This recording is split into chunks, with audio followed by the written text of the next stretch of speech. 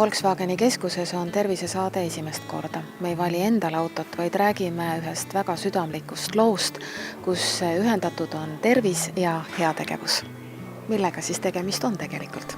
Tegemist on heategevuskampaaniaga Aitame Antsul aidata. Tõenäoliselt on enamus Eestimaa inimesi sellest juba kuulnud, sest kampaania kestab rohkem kui 1 aasta.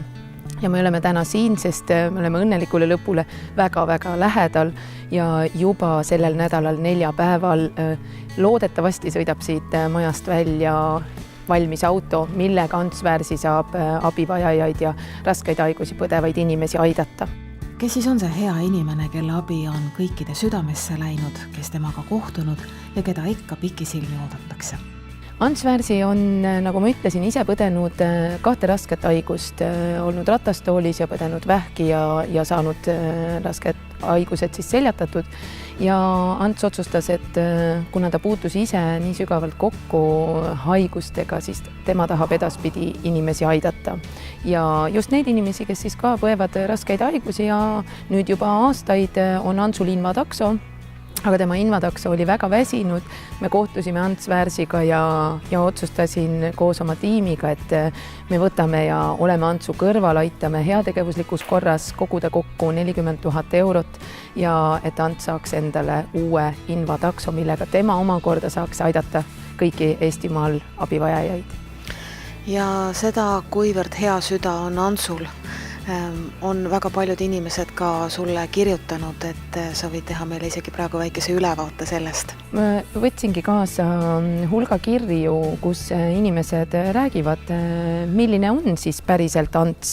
Ja viimane näiteks Riias elav 79-aastane eestlane käis Eestimaal Võru ja Valga vahel, sattus kahjuks avariisse ja tagasi viimiseks pidi ta siis kas lamama või seisma ja Ants siis ühe oma viimastest sõitudest tegigi sinna. Head kommentaarid, need ei saa otsa. Ants on abivajajate arvates väga-väga hea südamlik. Ta tegelikult ei tee ära ainult invatakso juhitööd. Ta käib nendega arstikabineti ukse taga. Kui vaja, siis ta lepib ajad kokku. Siit ilmast nüüd kahjuks juba lahkunud tänaseks või selleks hetkeks 103-aastane memm, kes tegi väga suure annetuse, rääkis ka, et Ants on väga lahke ja väga soe ja südamlik. Teda ta viis nimelt täiesti tasuta kirikusse, et see mees Ants Väärsi võiks saada meie Eestimaa uhkuseks või Eestimaa autiitel võiks temale küll kuuluda.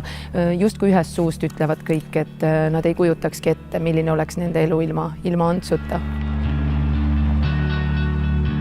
Me oleme nüüd reaalselt selle bussi juures, mootor töötab ja sina said lahke loa, et näidata, mismoodi siin siis kõik see süsteem välja näeb.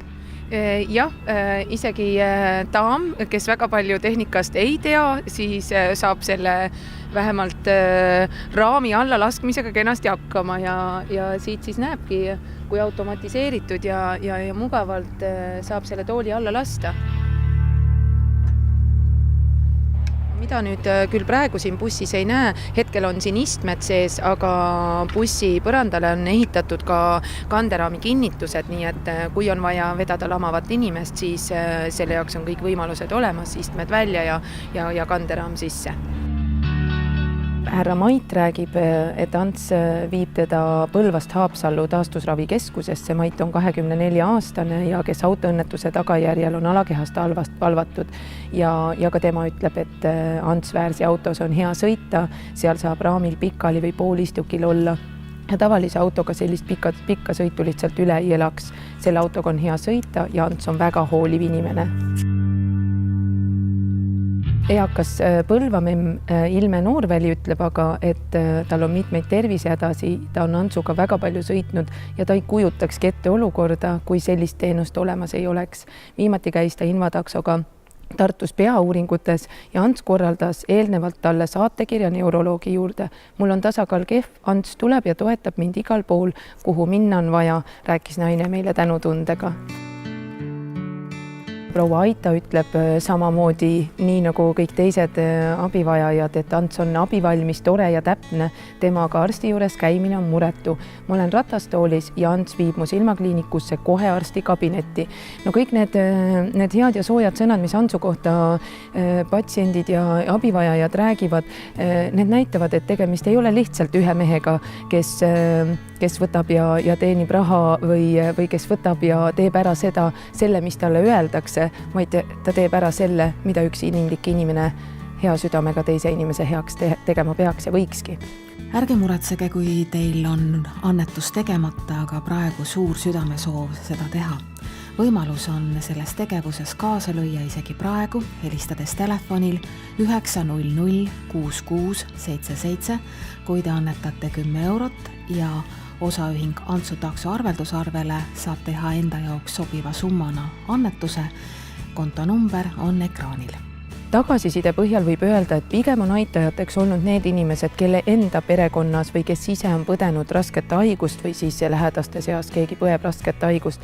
Et eks inimene ikka kipub olema selline, et läheb kirikusse palvetama siis, kui surm on juba silme ees või siis, kui on natukene hilja. Võib-olla mu üleskutse siin ka kõikidele inimestele on, et märgakem, kui meie ümber on inimesed haiged või nende tervis vajab poputamist või vajab head nõuannet. Märgake seda, kui tervis hakkab käest ära minema ja me tegelikult ju teame kõik, et hea tervise tagab ikkagi hästi enese eest hoolitsemine ja teiste eest ka. Siin nüüd natukene on ka ümberkorraldusi veel tulemas, et praegu te näete seda bussi veel sellises seisus, nagu ta tänavatel tegelikult sõitma ei hakka. Ta läheb veel kleepimisse, heade inimeste logod, kes on siis suuremal väiksemal määral aidanud nende logod peale ja siia tuleb kena Inva takso plafoon, nii et selle bussiga on veel omajagu töötamist, aga lõppkokkuvõttes peaks ta nägema selline valge, uhke Eestimaa uhkus välja, millega head inimesed saavad aidatud.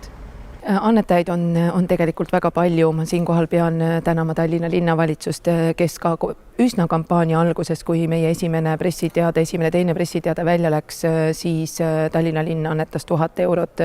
Neid omavalitsusi, kes on ka annetusi teinud, on veel 3 Riigikogu liiget 101-st tegid annetused. On olnud ettevõtteid, Statoil näiteks annetas tasuta kütust Antsule, et ta saaks 2000 eurot oli see number, mis andis 3 kuuks võimaluse sõidutada inimesi. Neid aitajad on tõesti palju. Nende hulgas võib-olla imelisemad ja ilusamad momendid on näiteks Paidesse tuli jalgrattaga daam tooma oma väikest annetust. Ma tean inimesed, kes oma miinimumpalgaga on leidnud selle 5 või 10 eurot, et seda annetust teha ja on seda mitu kuud järjest teinud. Need inimesi on tõesti olnud palju. Selle kampaania taga on 1000 inimesed, kes selle raha on kokku aitanud tuua. Ja siin on nüüd siis näha need istmed, neid on kokku siin 7.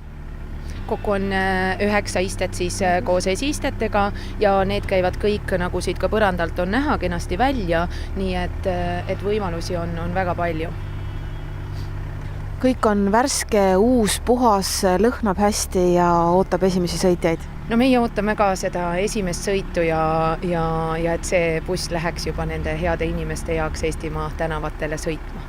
Me kampaaniaga veidi aega veel jätkame, meil on koos veidi üle 32 000 euro.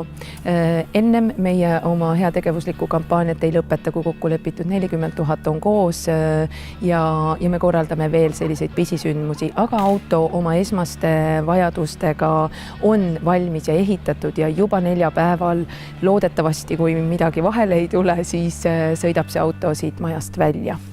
Aitäh sulle ja aitäh kõikidele annetajatele. On hea meel tõdeda, et headus ja inimlikkus ei ole kusagile kadunud.